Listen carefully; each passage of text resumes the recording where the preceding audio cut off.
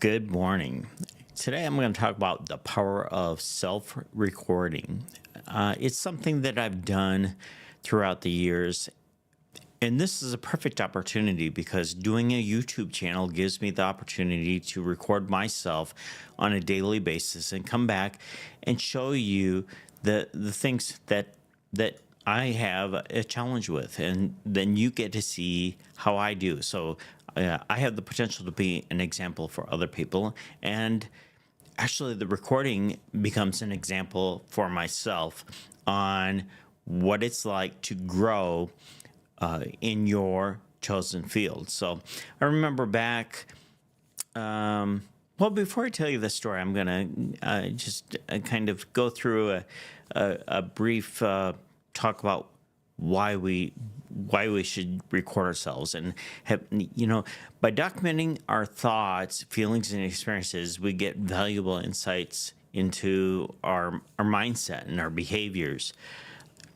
And taking time to reflect on those recordings helps us identify patterns and set goals, something that, quite frankly, I'm not that great at, and make positive changes in your life. And over the last 8 years, I've made some huge, monumental changes, and it's been with help of other people, and it's been with accountability. And so recording gives me the accountability that I need to continue to grow and to make changes. And there's a lot of changes that I need to make so that I can be successful, so that I can continue to grow in doing YouTube videos and being successful in just every aspect of my life, whether it be faith, relationships, business, whatever, even health, and so on. So now the thing is that there's so many things that you can do that will help you record. You don't have to necessarily do it on video camera, but video camera is great. And so you can journal, you can use the video diary or voice recording. Early on in my life, I used voice recordings, and I'm going to tell you about that in a little bit. But recording forces yourself to pause when you look at those recordings, when you listen to the recordings, when you read what you wrote. It forces you to pause and hold yourself accountable. It helps you to become the best you. Now, I realize that some people will take a look at their videos and they'll go, "Oh my gosh, that was absolutely horrible." And you have to give yourself grace. You have to give yourself patience to realize that you're looking at those so that you can see things that you need to change in your presentation, maybe in the way you carry yourself. It really gives you a chance to help you see how other people see you. So there's so many benefits with that to cultivating self-awareness and just moving you forward. So I'm going to tell you about a time in my life when I was right out of high school. And one of my first jobs out past high school, I worked at a call center, which was call centers were quite common at this time. It was in the 80s. And I had this job we were selling Sprint long distance, and at the time everybody had landline phones or phones connected to the wall, and you paid for your long distance. So you paid for your normal local phone service, and then you paid for your long distance. Well, AT&T had all of Ma Bell, as it was known then, had control of all the telephone business, and so it was a monopoly, and the government came in and broke it up. You ended up getting companies like MCI, Sprint, there was Teleconnect at the time, which was known as a regional local carrier, and there was hundreds of them that got in the business, and so they had their own switching stations where they would connect to, and then they would handle the long distance portion of your call, and you could sign up for whatever company you wanted, and there was competition in the market. so you could get a better rate on long distance, whether it be in the United States or international. And international calling was just outrageous how much it would cost to make international calls. So this company that I worked for, they sold long distance initially for Sprint long distance, and Sprint was a long distance company, not a cellular phone company at the time. And so Sprint had this deal where we'd get on and we'd do telemarketing. We'd call up customers, business customers, and offer them the opportunity to buy long distance. I'm working at this company, and I was in a situation where the my supervisor, she and I didn't really vibe well, and she didn't help me. I was one of the worst sales reps on the floor.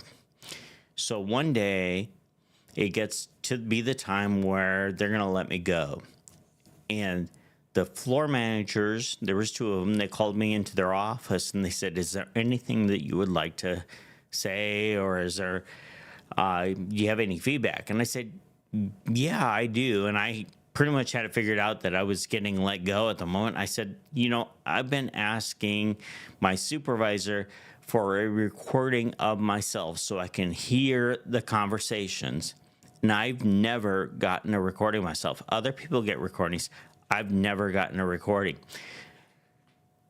The floor managers paused and they decided not to let me go. And instead, they told me to go back and get back on the phone, and they would get me a recording.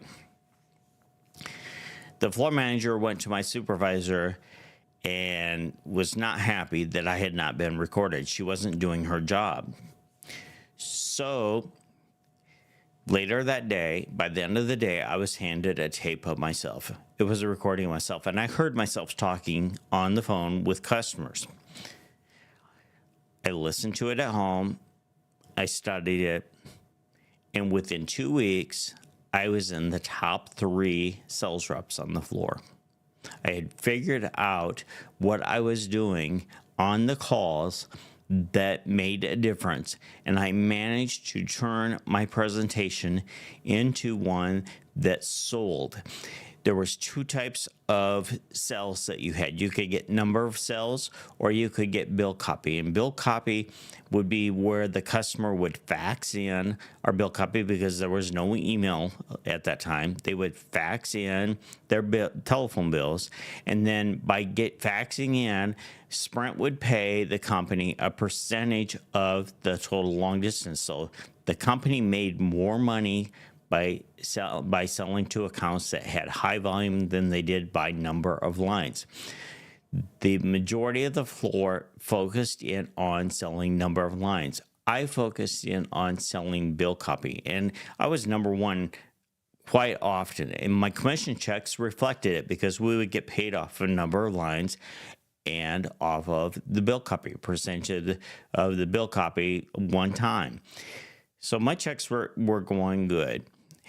And so at a later point, we had a situation where we were allowed to sell payphones. And payphones, I'm sure you probably seen empty payphone shelves or antique payphones, and they were coin operated. They were landlines, and that's what you used when you would go to like a convenience store. Always had a payphone on the wall. And so if you needed to call somebody, you had to go to the business and then walk in, and you put like 25 cents in, and then it would allow you to make a call. A lot of them would limit your time frame to like 8 minutes or something, or however. So we were allowed to sell payphones. So a guy that sat right next to me, and I thought, wow, that's a great idea. And we had this database that we called out of it. It was in a AS400 computer. It's just the black and white screen, and we called out of that. So my buddy and I thought about it, and we realized there was an opportunity. We went to the library. The library had yellow page phone books in them, for cities all over the country. And we photocopied all the Yellow Page phone books listings for convenience stores.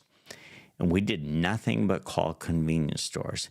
And we converted those convenience stores so fast that we were getting caught because our sales at that time just blew everybody away. Our supervisor came to us and said, "Yeah, you need to call in the system, and you can't call just convenience store or call whoever you're calling." And nobody had it figured out what we were doing. And he winked at us at the time. So then the floor manager said, "Yeah, slip the Yellow Page. You slip your copies in your drawer and just call every so often. Don't call so many times." So we were still number one every week on the floor for, I don't know how long that lasted. But the story's not over yet. What happened with the recording allowed me to become really good at what I was doing. So I had left the company, went to work someplace else, and then I decided to come back, and they hired me again. I came in. Now I've got a lot more experience than I had when I was on the floor before. And after 60 days, they offered me a team. They gave me the team that was the worst team on the floor for probably at least 2 years. It might have been longer. The supervisor, her team was dead last every time, and they let her go. They said to me, and it was the same floor managers, so they offered for me to get new people on the team. They said, if you let us know who you want on the team, and we'll give you a team that works, that can work with you. And I asked them to keep and retain all the salespeople that were on the team. Now, none of them were good salespeople. So I went out and had a meeting with them, and I proceeded to record each and every one of them, and then sit down with them, and we listened to the recordings together, and I went over what they were doing. Within 3 weeks, I had my team in the top 3 teams consistently every week for as long as I worked there, using the people that were the worst people on the floor, or not the worst people, but they had the lowest sales, and they were the ones most likely to get cut. They went from top level salespeople, and they were doing it honest, and they were getting bill copy and bringing it in, and we were producing quality sales. Not only that, being in the top 3 every week, but producing quality sales, and pretty much most often we were number 1. There's occasional number 2s and number 3s, but my team did great using the people that didn't do well. So think about that. If you record yourself, you do it on video and watch yourself. Look at yourself from an outside perspective. Don't look at yourself from, oh geez, I'm horrible at doing this, I'm going to put myself down.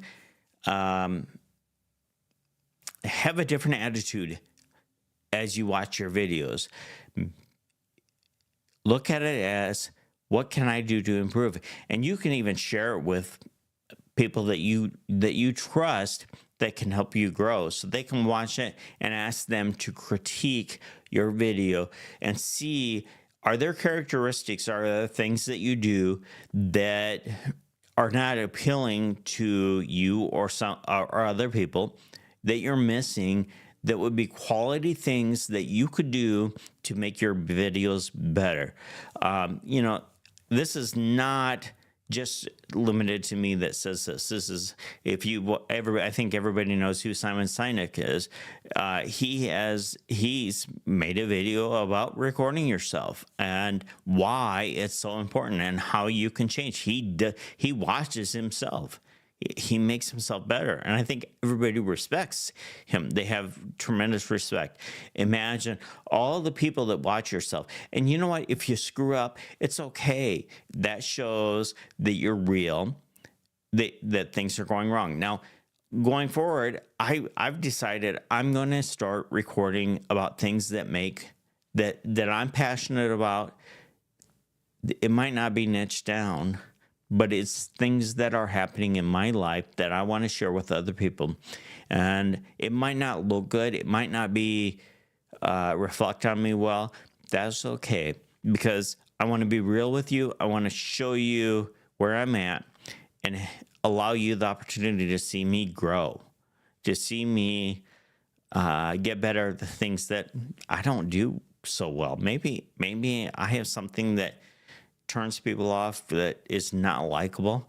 I want you to see that in me, because I'm going to watch it. I'm going to ask for criticism. I'm going to make changes in my life. That's what I've done over the last 8 years, is that I've been around people that I watched change. And there's nothing more powerful than watching somebody that's struggling with drugs, with a bad marriage, somebody's struggling with pornography, somebody's struggling with anything that's a hurt, habit, hang up, addiction, other people that are impacting you. Seeing those things, I've watched that over 8 years, and that has built on my faith of knowing I need to trust God and I need to be focused on Him and letting Him lead my life. And so it's my feeling and my experience that I'm being directed in this path as I learn how to do YouTube. And recording myself and looking at myself coming back, that will help me mold the content into something that's valuable for other people. And I don't want to say that as an arrogant statement, as an overly confident statement. I want to say that as that's where Christ is leading me to go. So I'll share things with you. I may pop in and do more videos that throughout the day than maybe just one. And I realize that produced videos are really important as well, because they can help you create a platform or a direction for people to go in, and that's really well organized. I'm not so good at that. I'm not so good at having a real structured path in my life going forward. I am good at helping people who are struggling in a place and helping them to get them to other people who can help them grow and get to where they need. I do that so often. That's an important part of what my calling is in my walk with Christ is. So now that you know that, you have a little bit of understanding on what I'm doing here, and hopefully this molds into something greater. And by watching the videos, hopefully that will help. And that's why I'm self-recording, so I can have a reflection that's valuable to myself and to you, to anybody that watches this. And so I'm on this live right now. This will stay out on YouTube. I'm not going to delete it. And I'm going to keep on going with these videos. So if you happen to follow in here, you will be able to see as time progresses on how I change. I'm going to end the video right now. I want to thank you for watching, and just have a blessed day, and love God, love people, and make disciples. Thanks.